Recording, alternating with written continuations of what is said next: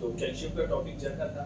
कल हमने इंसान की पैदाइश से पहले से लेके और मरते दम तक जो कब्र तक जो कैल्शियम है ना उसकी नीड को हमने डिस्कस किया था। और हर स्टेज के ऊपर हमें कैल्शियम जो है वो ज़रूरी होती है। कोई स्टेज ऐसी नहीं है जिसमें हम कैल्शियम को अहमियत ना दें और फिर ये सोचें कि हमें अच्छी सेहत मिल जाए तो ये मुमकिन नहीं है ना। तो हर स्टेज पे कैल्शियम की अपनी इम्पोर्टेंस है। टेस्ट कर दें।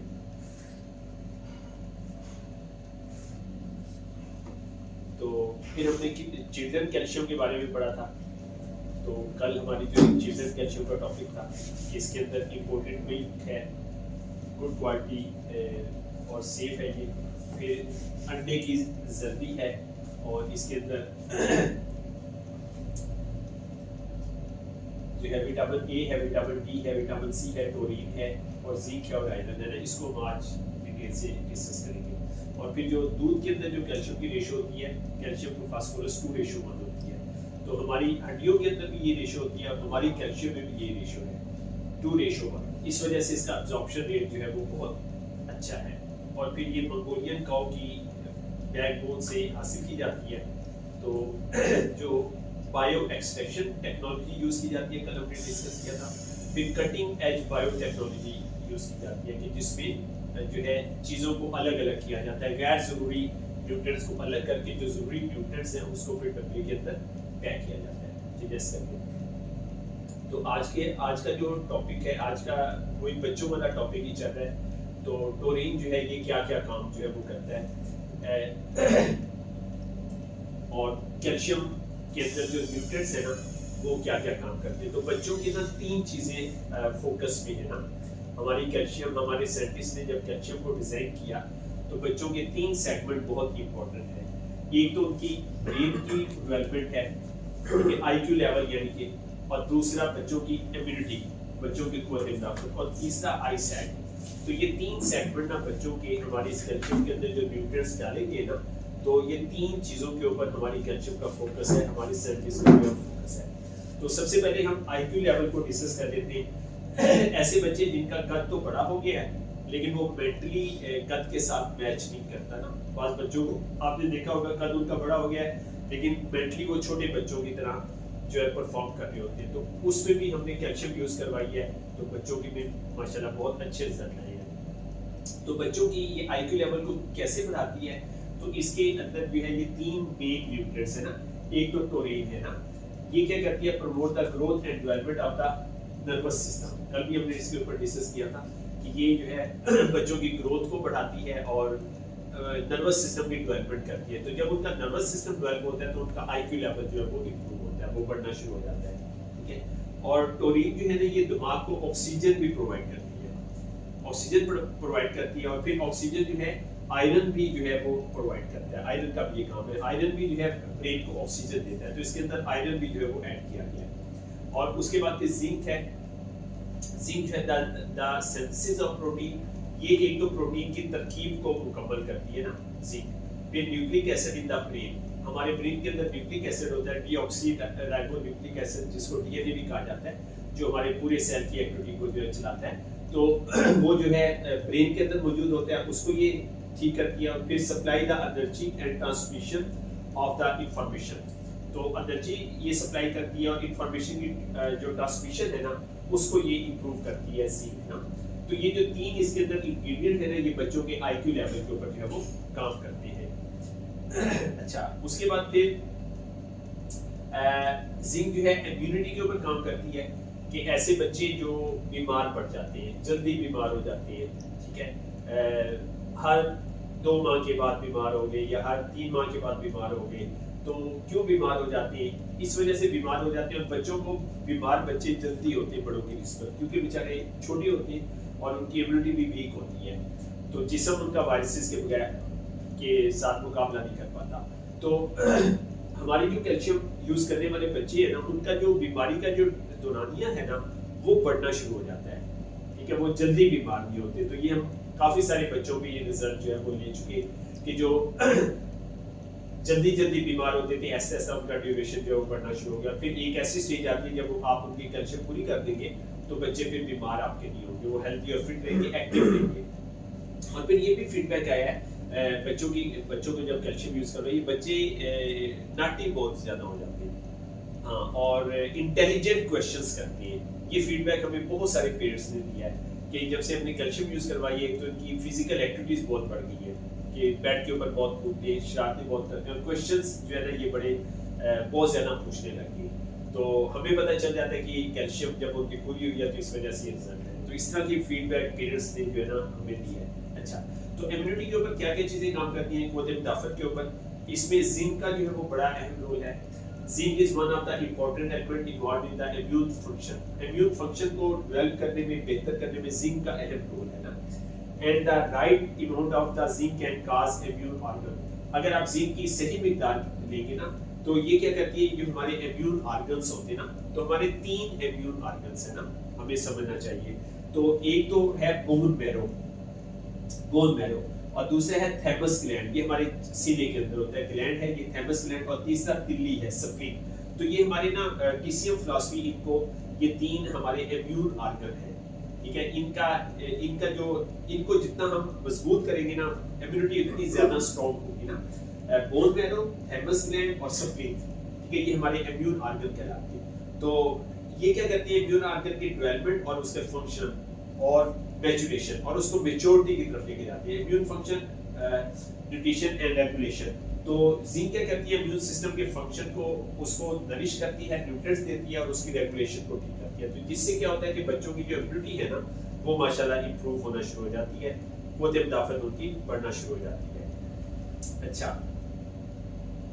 उसके बाद तीसरी जो चीज़ है वो आईसाइट है ना, कि आजकल जो है बच्चों को आपने देखा होगा कि बच्चों को ना ग्लासेस ज़्यादा लगना शुरू हो गई है पिछले जो है वो सालों की निस्बत, और जैसे जैसे वक्त गुजरता जा रहा है बच्चों की ग्लासेस बढ़ती जा रही है ना, कि पीछे कर दे, हाँ बस।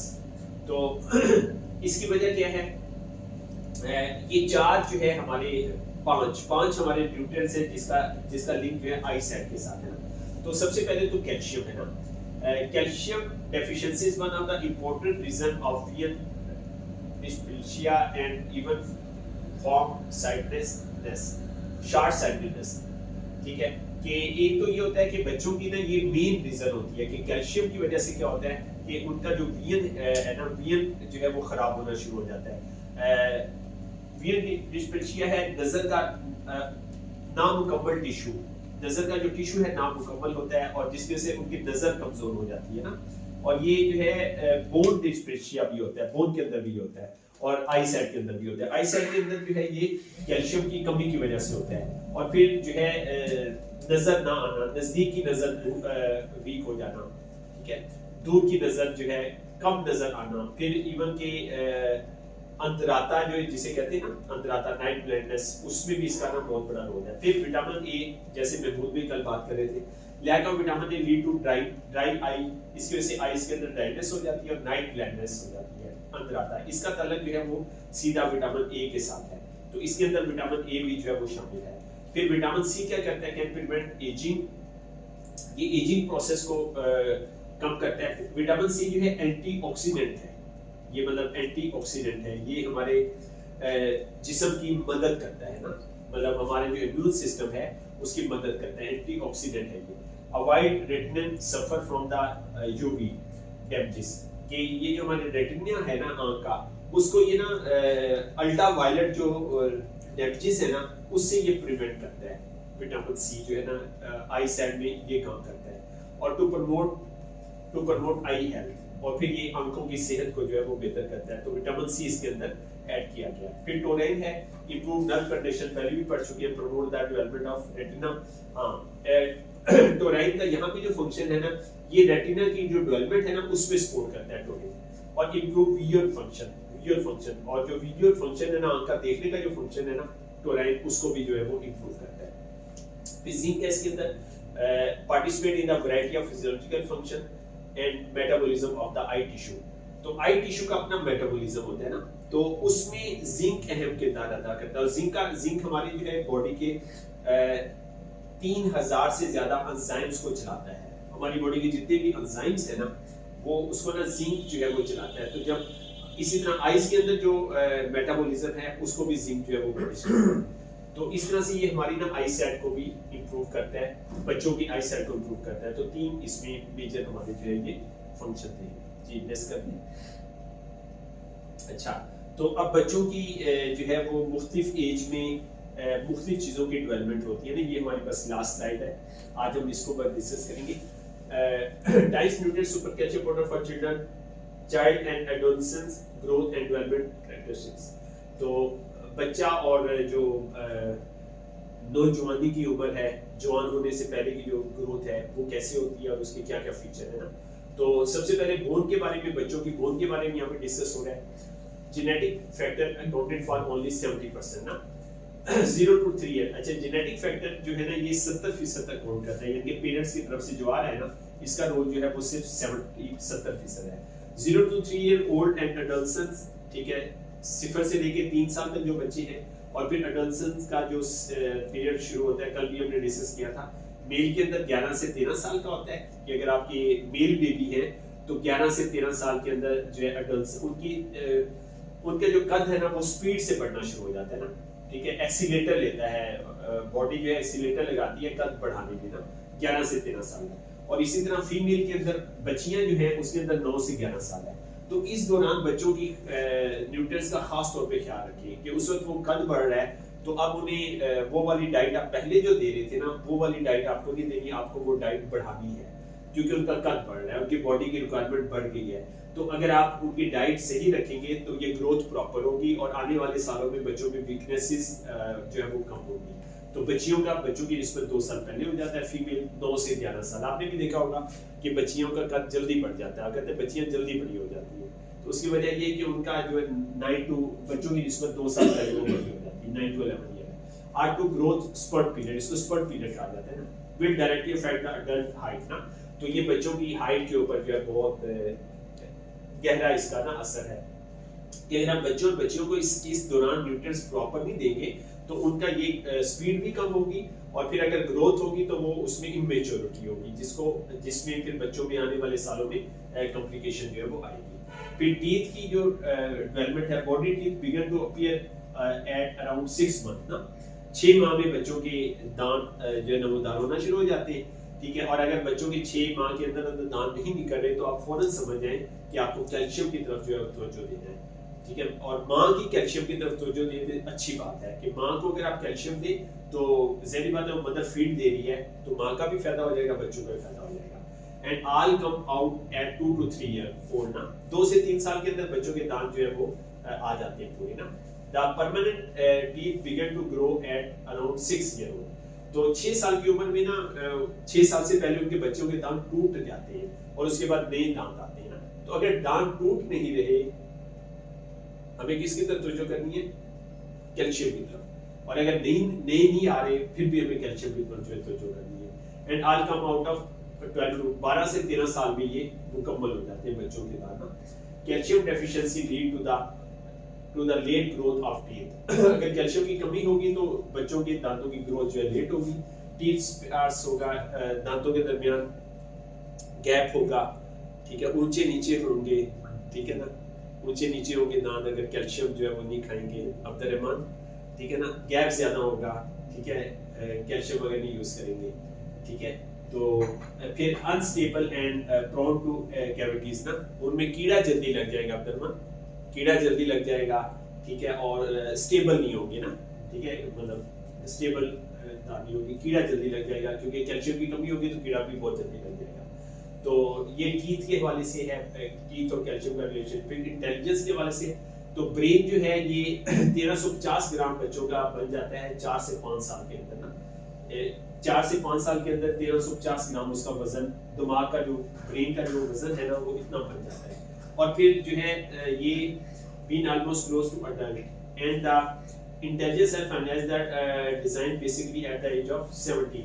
और फिर जो उसकी जहानत है ना ये फाइनलाइज होती है 17 साल, यानी कि 17 साल तक उसकी जहानत मुकम्मल हो जाती है बच्चों की ना, ब्रेन की जो डेवलपमेंट है वो भी मुकम्मल हो जाती है और उसकी जहानत भी मुकम्मल हो जाती है 17 साल तक ना। तो adequate nutrition and energy is the material basis of brain increase of IQ development. तो अगर आप उसको मुनासिब न्यूट्रिएंट्स देंगे और उसको एनर्जी देंगे तो ये बेसिस होंगे उसके आईक्यू की भी और ब्रेन की डेवलपमेंट की। तो 4 से 5 साल तक हमने ख्याल रखना है बच्चों का और फिर 17 साल तक इस दौरान उनका ब्रेन जो है वो ठीक बन जाएगा। वो फिर आपने एक वो इंटरव्यू भी सुना होगा कि हमारे जो पाकिस्तानी बच्चे हैं ना उनका ब्रेन का साइज छोटा है ना, और उसकी साइज छोटा होने की वजह ये है कि उनको न्यूट्रिएंट्स प्रॉपर नहीं मिलते ना। तो ये वाकई हमारे साथ ये मसला है। अगर हम उनकी डाइट का ख्याल रखें तो ब्रेन का साइज सही होगा। फिर I said by the age of 3 year old, ये हमने कल भी डिस्कस किया था, the highest level of visual function stereo is almost full fledge. तो 3 साल की उम्र में ना बच्चों का जो स्टीरियो है ना ये मुकम्मल हो जाता है ना। स्टीरियो कल हमने डिस्कस किया था स्टीरियो के बारे में। बस हम ऐसे नहीं हो सकता कि राइट वाली आंख हम लेफ्ट देख रही हो और लेफ्ट वाली आंख इधर देख रही हो, ऐसा मुमकिन नहीं है। मतलब दोनों इकट्ठी मूव करती है ना। तो इसको जो चीज कंट्रोल करती है ना ये हमारा स्टीरियो होता है ना, ठीक है। तो जिन बच्चों में कैल्शियम की कमी होती है तो क्या होता है उनका स्टीरियो खराब हो जाता है। इस वजह से उनकी एक आंख किसी और तरफ जा रही होती है, दूसरी आंख दूसरी तरफ, जिसको हम अपनी इस्लाम में भेगापन कहते हैं ना।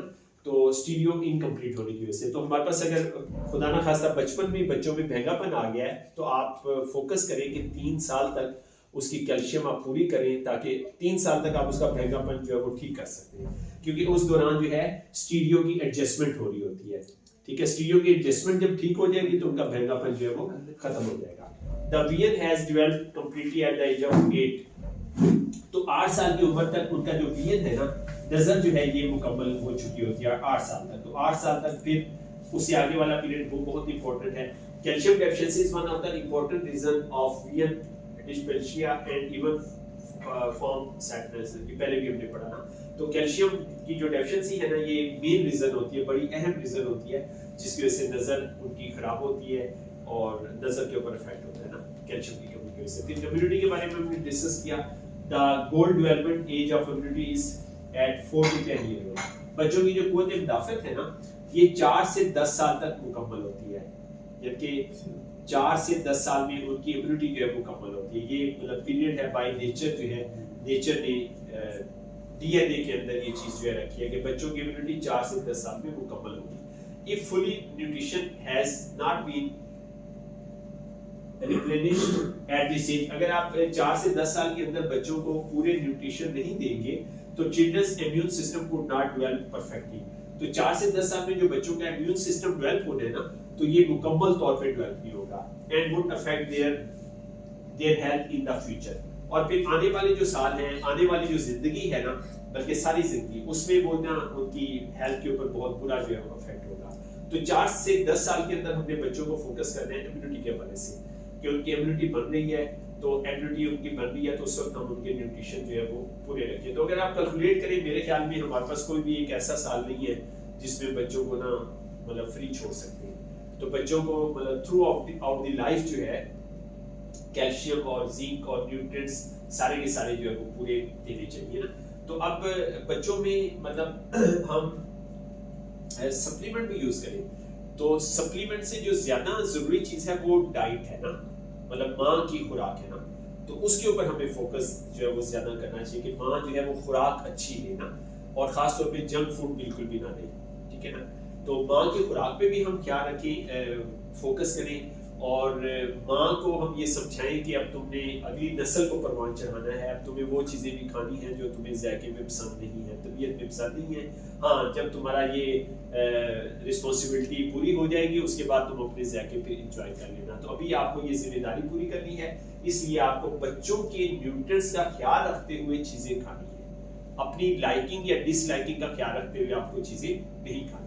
तो बच्चों की आप देखें किस एज में किस चीज की डेवलपमेंट हो रही है, वो खुराक भी आप खाएं और साथ में सप्लीमेंट का भी सहारा लें। तो दोनों चीजें मिलके जब चलेंगी तो फिर ये है कि हम इंशाल्लाह ताला अच्छी जनरेशन की बुनियाद जो है, सेहतमंद जनरेशन की बुनियाद जो है रख सकते हैं। तो ये था बच्चों के हवाले से आज हमारा सेशन। बहुत शुक्रिया आपका, thank you very much ji.